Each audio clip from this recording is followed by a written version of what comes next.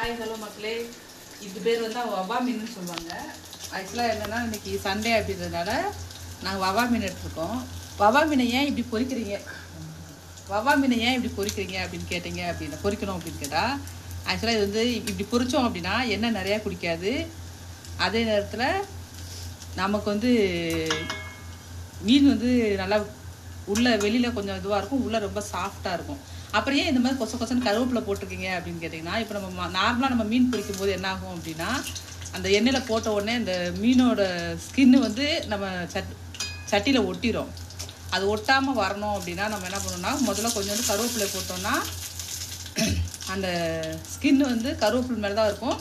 கருவேப்பிலை அடியில் இருக்கிறதுனால என்ன ஆகும்னா, மீன் வந்து அந்த மீனோட ஸ்கின் வந்து நம்ம கல்லில் ஒட்டாமல் வரும். என்னடா இந்த கல் வித்தியாசமாக புளியாக இருக்குன்னு பார்க்குறீங்களா? இது வந்து மீன் பொரிக்கிறதுக்குனே செய்கிற கல், தோசைக்கல் கிடையாது இது. ஆக்சுவலி இது மீன் பொரிக்கிறதுக்கான கல். இந்த மீன் பொரிக்கிறதுக்கான நாங்கள் மெனாக்ட் இது மீன் பொரிக்கணுமே அப்படின்றக்காண்டி கோவில்பட்டியில் வாங்கிட்டு வந்தோம். ஆக்சுவலாக என்னென்னா, எனக்கு மீன் நான் க்ளீன் பண்ணேன் அப்படின்னா என்னால் வந்துட்டு மீன் சாப்பிட முடியாது. ஏன்னா நாங்கள் இந்த மீன் வந்து ஸ்மெல் வந்து கொஞ்சம் டிஸ்டர்ப் ஆகும்.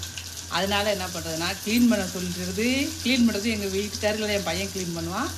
பொரிக்கிறது கூட நான் இப்படி கை வச்சு பொரிக்க மாட்டேன். ஏன்னா கை வச்சு பொரிச்சா கையெல்லாம் வீசும் அப்படின்னு நானாக நினச்சிக்கிறேன்.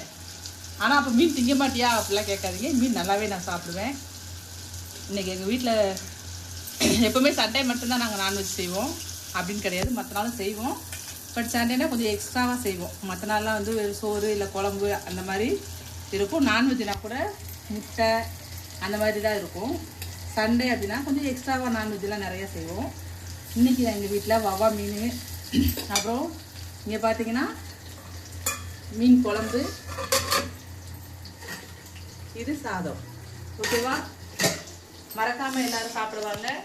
இல்லைன்னா உங்கள் வீட்டில் இதே மாதிரி இன்றைக்கி என்ன சமைச்சிங்க அப்படின்றத மறக்காமல் கமெண்ட் பாக்ஸில் கமெண்ட் பண்ணுங்கள். ஓகே, பாய்.